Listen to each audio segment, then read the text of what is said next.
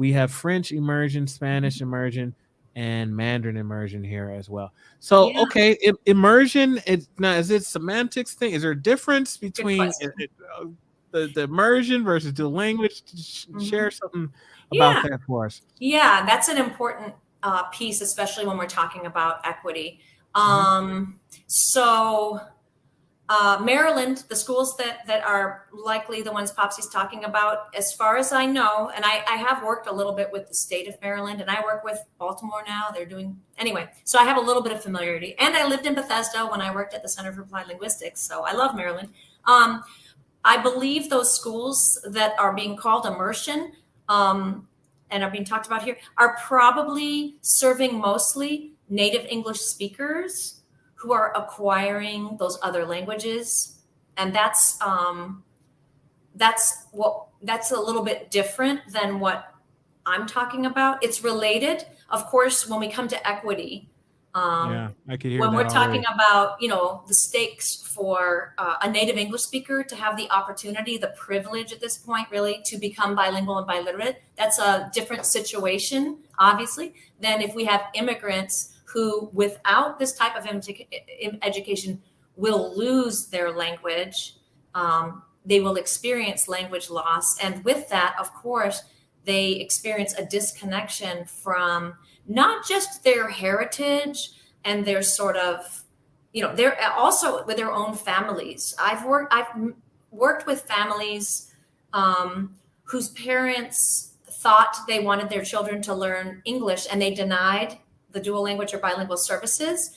And by the time those children are in middle school, right when parent child communication is probably most important, right? When we hit middle Hmm. school years, the children are no longer capable of having conversations with their parents because often the parents are still primarily, let's say, Spanish speakers, but the children have sort of moved away, right, through the education system, through the English only instruction. And also, we have to acknowledge through the status that English is afforded in our schools and in our communities, right? English is a status language. It is a language of power. It's the world language of commerce, of technology, of pop music, right? It's of cult. English has a very strong power currently. Over the course of history, different languages have been the languages of power. French during colonialization was the main language of power. Previous to that, we had, of course, Latin during Roman times. Anyone who's the conqueror, honestly. So we can't really underestimate that language. Its language is not just language. It's tied to power. It's tied to authority. It's tied to status, and so that can really also impinge upon the kids even wanting to continue to develop their native language, especially because the flip side of the status and power of English is the association of other languages with immigrants, with and all of that politically charged rhetoric around others coming in, right? So language is very, very packed with a lot of other um, factors that impede, like that really even in a dual language program where everyone is trying to work on multilingualism, it's a real battle to to keep kids interested in that language, because we call that elevating. We have to elevate the language that is not English because it's constantly viewed as below, and so we elevate to try to keep it equal, right? That's that whole idea of equity anyway, Yeah. right? We have to elevate in order to be equal.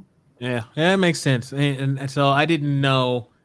I should know this. I don't know why I didn't. Why it wasn't. It didn't click. I guess. But the immersion piece. So my understanding from your explanation was the immersion pieces centers those students who English is their first language, who basically would like to learn an additional language to add to So I could see how the privilege piece could come into that, as opposed to dual language programs are for those who are in the process of learning or acquiring English, in addition to what they already their home native tongue. Is that correct? That is. There's actually one more in between. Okay. Okay. Okay. And that's when we move into what we call gentrification of dual Oh, language. Yeah. oh, there's a Oh yeah. gentrification. There's a Okay, tell me more. gentrification of dual language. Tell me Yes. more. So among, like we said, we have the immersion, which is all native English speakers, all having access to becoming bilingual, at a school. And that's great. We don't want to say it's bad, but there it is. Then we have on the other side what we talked about, where it's all native speakers of Spanish or home language or heritage speakers of Spanish who are in dual language to retain and maintain that language while learning English. Okay. And that's called what we call that one-way dual language. I don't want to get into all this terminology, but between those two is another flavor of dual language. We call it two-way. Basically, about half of the students in the classroom are native English speakers. The other half are these Spanish or, speakers of a language other than English. And so they're working toward developing full bilingualism, biliteracy, which is a really great model as well. In fact, in many states, I don't know if you're aware of this, in many states, there's actually laws that stipulate that instruction in pre-K-12 schools must be in English only. Okay, that's what we call English only states. Arizona is still to this day an English only state. California was not an English only state, but in the I think around 1998, and this was huge because California is a state, of course, with great diversity of students, a huge number of students coming in speaking languages other than English.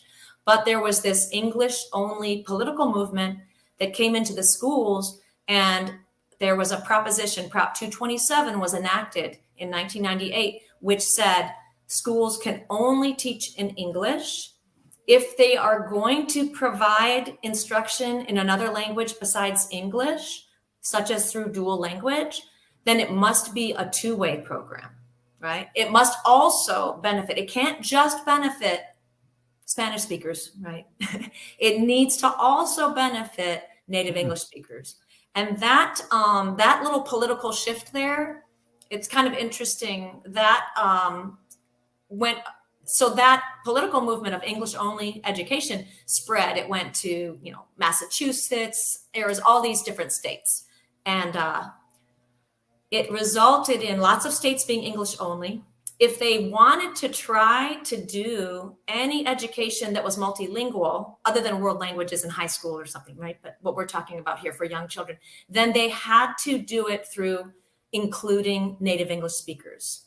Otherwise, it couldn't happen.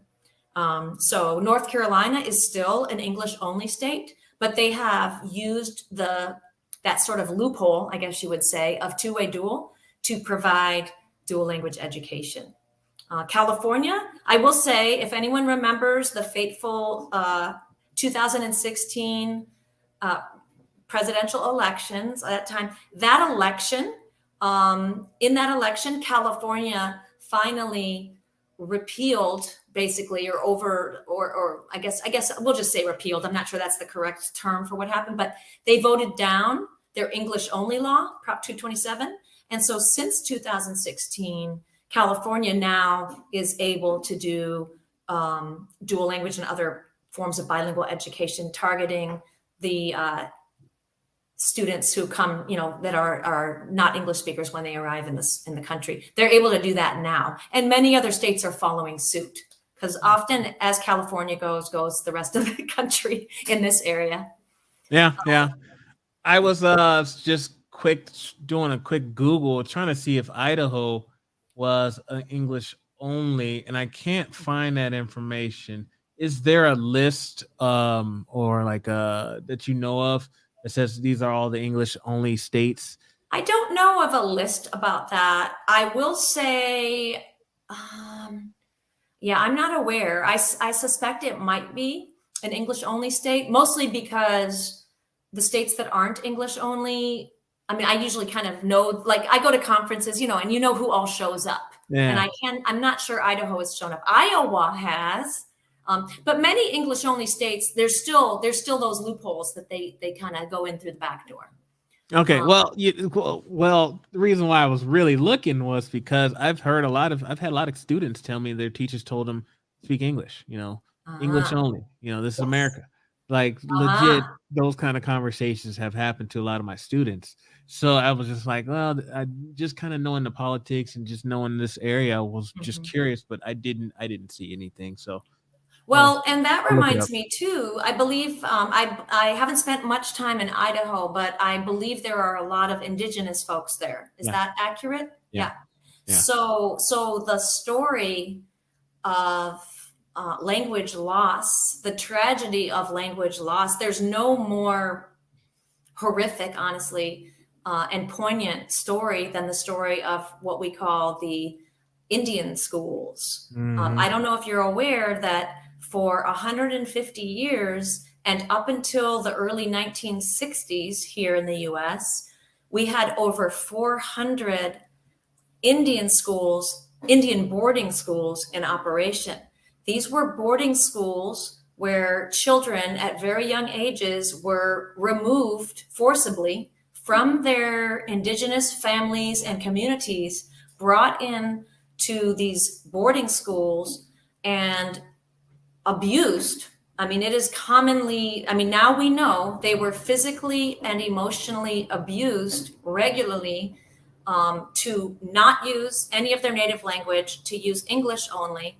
And they were kept there, these are boarding schools. There are graves that have been found outside of these schools filled with the beaten bodies of these children. So when we talk about language loss, it's not just language. It's very intent. It's one of the tools that are used politically, right, to force communities to assimilate. Right, language is just a part of, it's a part of culture, it's a part of communication, it's a part of family, it's a part of identity, right? It's right in with the identity of any person. So that's why when you get people like me, and we're very passionate about upholding, making sure we combat language loss, because it's not just a sad sort of atrophy, it's often weaponized, right? Language. Oh, yeah. Yeah, there's even words for it, like linguicide. People will call that linguicide, what occurred with the indigenous people. Because it was purposeful, it was violent, it was deadly. Yeah.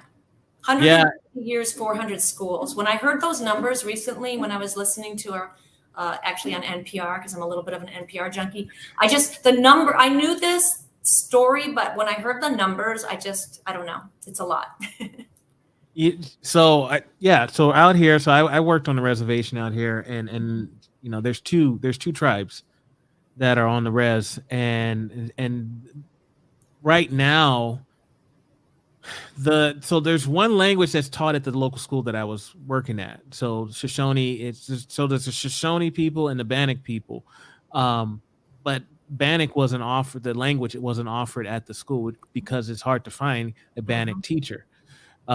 Because as we, like, kind of what you said, generationally, we're at a place where the elders are the ones who still speak the language, and a lot of our younger generations, it's just not being taught. It's because so few people speak the language, and a lot of that, there was boarding school out here as well, and so it's just, when you think about, because my thing was, I remember attendance was a challenge. Right, we would have a lot of kids that they wouldn't come to school for whatever reasons, and a lot of those kids lived with their grandparents who went to boarding schools, who had a horrible experience in school. So when their granddaughter or grandson says, "Hey, I don't want to go to school today," it was like, "Oh, okay, yeah, don't go. I get it." It was, even though it's a tribal school now, but because of the trauma that happened years and years ago, and like you said, the mistreatment of, to kill the Indian, save the man, was a mantra. And so because of all of that, you see generationally how people have started to look at education differently because their experience wasn't all that great. It was traumatic. It was terrifying. And so now the emphasis of pushing college and pushing, all those type of things generationally has changed and shifted in this area. So yeah, I know exactly what you mean. And it's sad because I would love to learn these languages, but again, it's just hard to find people who still keep, that speak the languages and are able to teach it. So thank you for sharing. Yeah. In the world of dual language, I will say though, there is a huge movement um, to support indigenous families and children and communities through what we call language. So we call that language revitalization. It's Well, on. It's on your stuff. You know your terms. That's revitalization. I need to start writing these down here. You got Yeah. what was it? Gentricide. What was the one you gave There was me? linguicide, gentrification. Yeah. Language revitalization. Yes. Yeah, because when those elders, also those languages tend to be spoken but not written, right? So they're very vulnerable to loss because they don't have written records. And the educational system, the way that education occurs within many of these tribes is a completely different way of teaching. But there are dual language schools that are striving not only to teach in the languages, but also to teach in the ways. As an example, because I try to learn about it, I'm definitely in the very beginning stages of understanding that. But for example, something like science has to be taught outdoors. In the ways of some of these indigenous groups, they teach science because it's nature, right? And so they can't teach science indoors. That doesn't even make sense to them in their language. So it's interesting because even the educational practices are culturally bound and different. But there are definitely educators that are working on making that work. And you can imagine the impact maybe for the students, even the ones you're talking about, who may be more interested in attending school when school is more aligned with their entire sort of way of being. Yeah. So that was going to be my next question, BK, because dual immersion or dual language class schools where the language is highlighted, but is the culture highlighted as well in these schools, and what should that look like? Absolutely. Yes, language and culture are, hand in hand. So in dual language, we have what we call the 3 pillars. These are 3 separate pillars that, of course, are also connected and intertwined. The first pillar is bilingualism and biliteracy. We've talked about that. The second pillar is high academic achievement in 2 or more languages. I will say that one is very much, it's great, but it's also very aligned with sort of selling dual language to, the way we think about education, especially since No Child Left Behind and all of that. So so first one's bilingualism, biliteracy. Second one is academic achievement. And then the third pillar is sociocultural competence. So sociocultural competence is, really fulfilling the promise to our students and their families that they will embrace their own diverse cultural experiences, but also understand and appreciate all of the diversity around them, right? As we are different, so is everybody. And so really teaching the students about navigating highly diverse spaces, understanding how unique individuals fit within a highly diverse community. And then, so all of those pieces, that's part of the dual language. That's the third pillar, sociocultural competence. And interestingly, there is a movement within dual language to add a 4th pillar. And the 4th pillar, what they're wanting to do right now, it really is critical consciousness. So critical consciousness right now is kind of embedded into the 3rd pillar, sociocultural competence. But because of the urgency of the need to be advocacy oriented and more critically conscious in that way, there's a movement to add a 4th pillar. It hasn't happened officially. It's kind of a little debate going on. Is the 3rd pillar enough? Do we need to introduce a 4th pillar? So what And is your take? Do you think we should do a fourth pillar?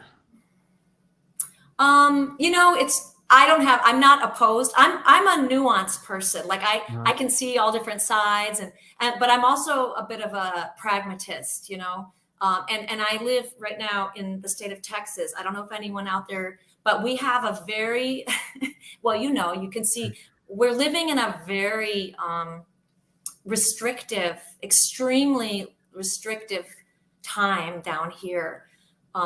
So it's the question of, do you push or do you keep what you've got and protect it? you know, That's where we're at these days, huh? yes.